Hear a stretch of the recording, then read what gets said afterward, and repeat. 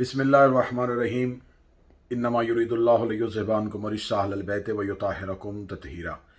अस्सलामु अलैकुम या अली अलैहिस्सलाम मदद। मोमिनीन इकराम, चंद रोज़ पहले एक इंतहाई नाखुशगवार वाक़या पेश आया कि एक लावलद ने जनाब हज़रत इमाम मूसा काज़िम अलैहिस्सलाम, आइमा तहार और शहज़ादी नरगिस सलामुल्लाह अलैहा की गुस्ताखी की। वो क्लिप बहुत दिन पहले आ चुका था, लेकिन कल मैंने अपने बरादर ज़ी वक़ार वाजिबुल एहतराम जनाब ज़ाकिर वसीम उल अब्बास बलोच साहब का एक वीडियो क्लिप सुना, जिसमें उन्होंने अपना दर्द दिल बयान किया। और यकीनन ये तड़प हर एक मोमिन के दिल में होती है, चाहे वो आवाज़ बुलंद करे या ना करे। लिहाजा अपने भाई की इस वीडियो के बाद मैं इस वीडियो को उनकी तायीद के साथ इस अंदाज़ में अवाम के सामने पेश कर रहा हूँ कि आखिर ये सब कुछ हो क्या रहा है और ये सब कुछ होने क्यों जा रहा है। हमारी तारीख़ इस बात की गवाह है कि हमारा मज़हब कुरान का मज़हब है। हमारा मज़हब ऐसा मज़हब है कि जिसमें हमें शर्मिंदगी नहीं, हम किसी भी फोरम पे अपने मज़हब के अकायद को साबित कर सकते हैं। हम अपनी अज़ान से लेके अपने अकायद में इमामत, अपना मातम, अपनी हर चीज़ को हम कुरान और अहादीस से साबित कर सकते हैं। अगर हम थोड़ा माजी में जाएं तो जो हमारे उलमा इकराम जिन्होंने इस मज़हब की तबलीग की है, वो हमेशा मिंबर आले मोहम्मद अलैहिस्सलाम से बरमला अकायद पढ़ते थे, बग़ैर किसी खौफ और ख़तरे के अकायद पढ़ते थे। क्योंकि हमें अपने अकायद पे छुपने की ज़रूरत नहीं, छुपाने की ज़रूरत नहीं। हमारा मज़हब हक़ का मज़हब है और इसे मज़हब हक़ कहा जाता है।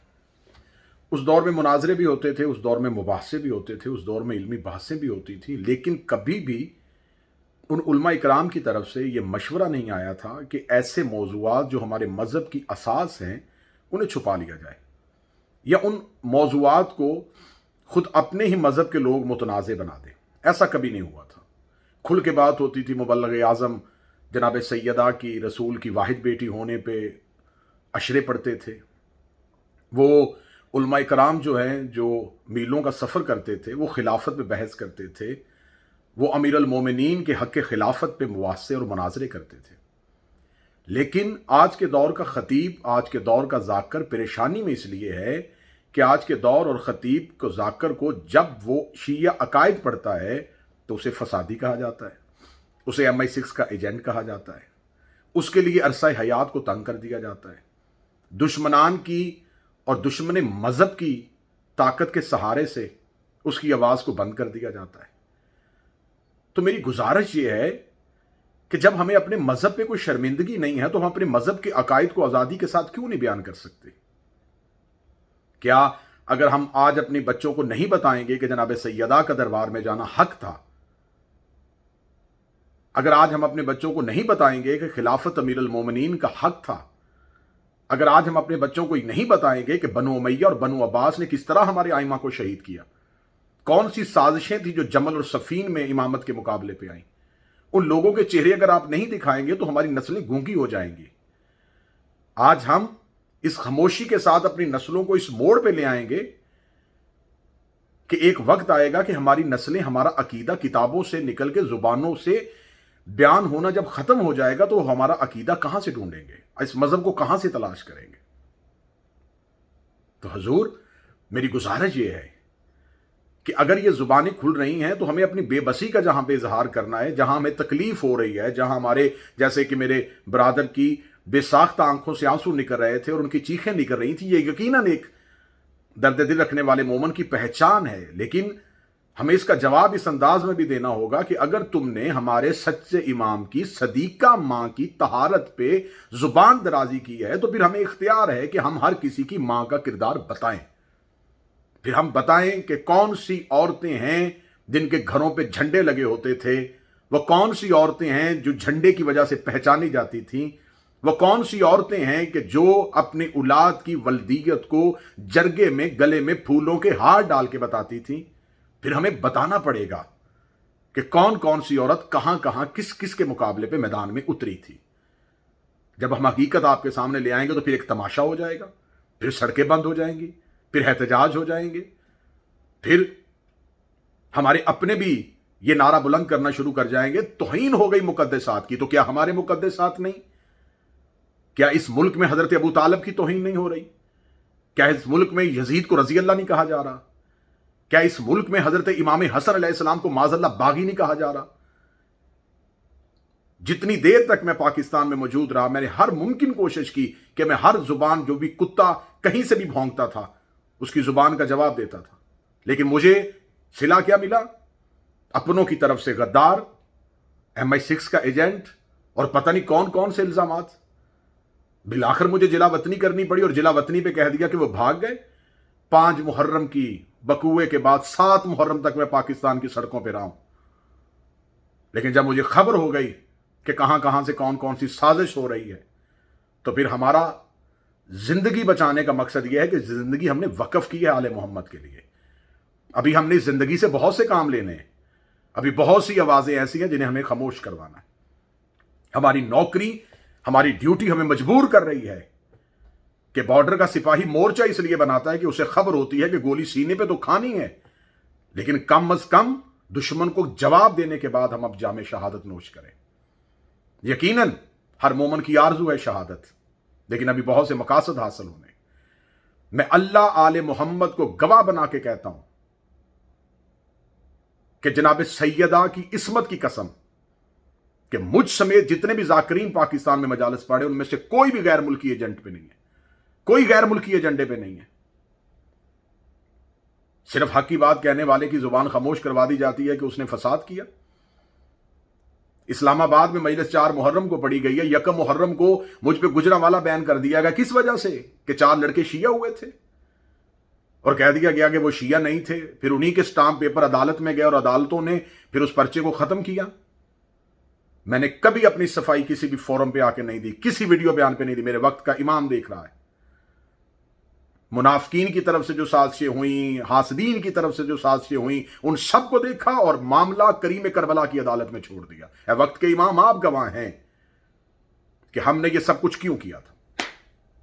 اب میری گزارش قوم سے یہ ہے کہ اگر آپ چاہتے ہیں کہ ایسی آواز کبھی نہ اٹھے، تو اگر کوئی ایسا گندی نالی کا کیڑا کہیں سے بھی آواز اٹھاتا ہے تو اس کا جواب اسے اس کی زبان میں دینا ہوگا۔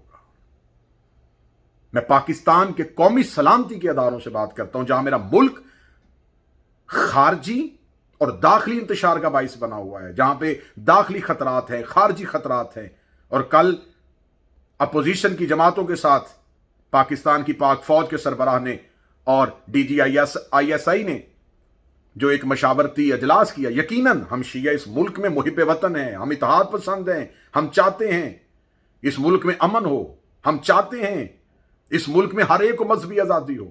ہم نے کبھی کسی ایک شیعہ نے جا کے اعتراض کیا ہے کہ یہاں یہ جلوس نہیں ہونا چاہیے؟ کبھی کسی ایک شیعہ نے یہ اعتراض کیا ہے کہ یہاں پر یہ میلاد کی محفل نہیں ہونی چاہیے؟ میلاد کی محفل ہو تو ہم لنگر بنانے والے ہوتے ہیں، میلاد کا جلوس ہو تو ہم سبیلے لگانے والے ہوتے ہیں۔ کیوں؟ ہم آج کے رسول ہیں، ہم خود میلاد والے ہیں۔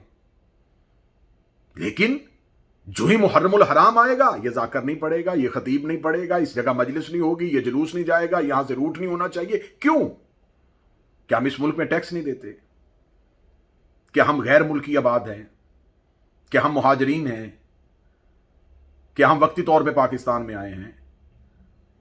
تو میری گزارش ہے وزیر اعظم Pakistan, chief of army staff general Qamar Javed Bajwa, DGISI general Faiz Hameed صاحب سے، کہ جہاں آپ اتنی جرت کے ساتھ اتنے دلیرانہ فیصلے کر رہے ہیں کہ ہم کوئی غیر ملکی طاقت، اور یقیناً آپ نے یہ جو آواز اٹھائی ہے یہ ہر محب وطن کی آواز ہے، یہ میری آواز ہے، یہ ہر مسلمان کی آواز ہے، یہ ہماری غیرت امانی ہے کہ یہ سرزمین ہماری ماں ہے اور ہم اپنی ماں پہ کبھی کسی غیر کا قدم نہیں دیکھ سکتے۔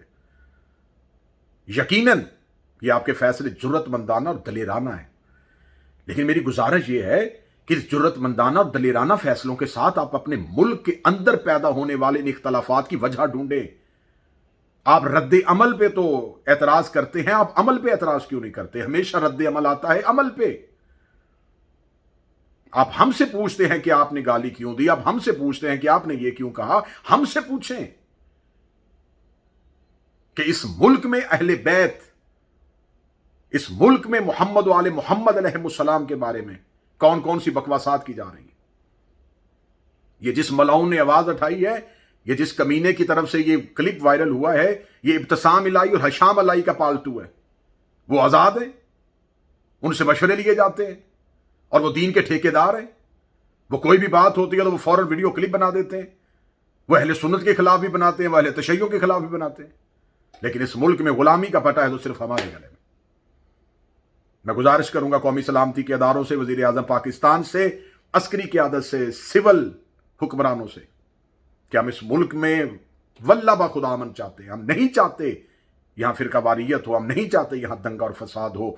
ہم کبھی کسی غیر ملکی ایجنڈے پہ اس ملک میں افراتفری نہیں چاہتے. خدا لعنت کرے اس کے، اور قیامت والے دن اس کا شمار اللہ اور اس کے رسول کے دشمنوں کے ساتھ ہو جو کسی غیر ملکی ایجنڈے پہ اس ملک کا امن خراب کر رہا ہو.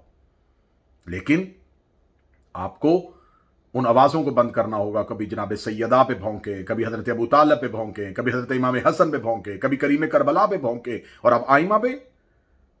اس ملک میں امن تبھی ہوگا، ریاست مدینہ تب بنے گی اگر یہاں اہل بیت علیہ السلام کی عزت کا تحفظ ہوگا. لیکن یہ ستم ظریفی ہے کہ اس مدینے میں بھی سیدوں پہ ظلم ہوتا رہا، اور اب ریاست مدینہ میں بھی آل محمد پہ ظلم ہو. ہم ممبر سے حقائق پڑھیں گے عزت کے ساتھ، ہم عقائد پڑھیں گے احترام کے ساتھ. یہ ہمارا حق ہے، یہ ہمارا رائٹ ہے.